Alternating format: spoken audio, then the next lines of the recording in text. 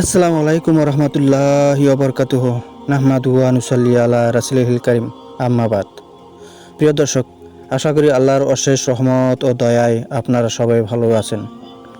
আজ আপনাদের সামনে এমন একটি হাদিস তুলে ধরব যে 10 গুনাহ থেকে বিরত থাকতে বলেছেন মহানবী সাল্লাল্লাহু আলাইহি সাল্লাম। বিখ্যাত সাহাবী হযরত মুয়াজ ইবনে জাবাল রাদিয়াল্লাহু আনহু বলেন, রাসূলুল্লাহ সাল্লাল্লাহু আলাইহি সাল্লাম আমাকে 10টি বিষয়ে ওসিয়াত বা উপদেশ দিয়েছেন। তিনি বলেন, আল্লাহর সাথে কাউকে শরীক করবেন না, যদিও তোমাকে হত্যা করা হয় অথবা আগুনে জ্বালিয়ে দেওয়া হয়। 2 নম্বর, পিতা মাতার অবাধ্য হবে না, যদি মাতা পিতা তোমাকে তোমার পরিবার পরিজন বা ধন সম্পদ ছেড়ে দেওয়ার হুকুম দিয়ে। 3 নম্বর, ইচ্ছাকৃতভাবে কখনো কোনো ফরজ নামাজ ছেড়ে দিবে না, কারণ যে ব্যক্তি ইচ্ছাকৃতভাবে ফরজ নামাজ পরিত্যাগ করে আল্লাহ তাআলা তার থেকে দায়িত্ব উঠিয়ে নেয়। 4 নম্বর, মদ পান থেকে বিরত থাকবে, কেননা তা সকল অশ্লীলতার মূল। 5 নম্বর, সাবধান, আল্লাহর নাফরমানি ও গুনাহ থেকে বেঁচে থাকো, কেননা নাফরমানির কারণে আল্লাহর ক্রোধ অবধারিত হয়ে যায়। 6 নম্বর, জিহাদ থেকে কখনো পালিয়ে যাবে না, যদিও সকল লোক মরে যায়।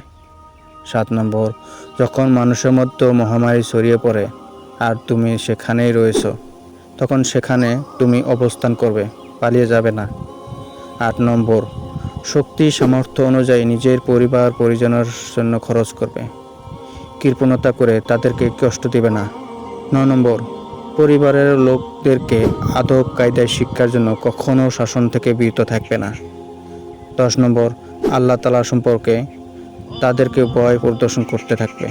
প্রিয় দর্শক, এই হাদিসটি বর্ণনাকারী সাহাবী মুয়াজ ইবনে জাবাল রাদিয়াল্লাহু আনহু মহানবী সাল্লাল্লাহু আলাইহি সাল্লামের একজন বিশিষ্ট সাহাবী। তিনি হাদিস বর্ণনা ও ইসলামের অন্যান্য শাখায় কৃতিত্বপূর্ণ অবদান রয়েছেন। তিনি ছিলেন একজন আনসারী সাহাবী। তিনি বদর যুদ্ধ সহ গুরুত্বপূর্ণ সব যুদ্ধে অংশগ্রহণ করেছেন। তিনি মদিনার বিখ্যাত খাজরাজ বংশে জন্মগ্রহণ করেন। মুয়াজ ইবনে জাবাল রাদিয়াল্লাহু আনহু 18 বছর বয়সে ইসলাম ধর্ম গ্রহণ করেন। দ্বিতীয় আকাবায় রাসূলুল্লাহ সাল্লাল্লাহু আলাইহি সাল্লামের হাতে বায়াত গ্রহণের মজলিসে উপস্থিত ছিলেন। তিনি সবসময় রাসূলুল্লাহ সাল্লাল্লাহু আলাইহি সাল্লামের স্নেহ ও আদর লাভে ধন্য হয়েছেন। মক্কা বিজয়ের পর রাসূলুল্লাহ সাল্লাল্লাহু আলাইহি সাল্লাম তাকে ইয়েমেনের শাসনকর্তা নিযুক্ত করেন। তিনি রাসূলুল্লাহ সাল্লাল্লাহু আলাইহি সাল্লামের কাছ থেকে সর্বমোট 157টি হাদিস বর্ণনা করেন।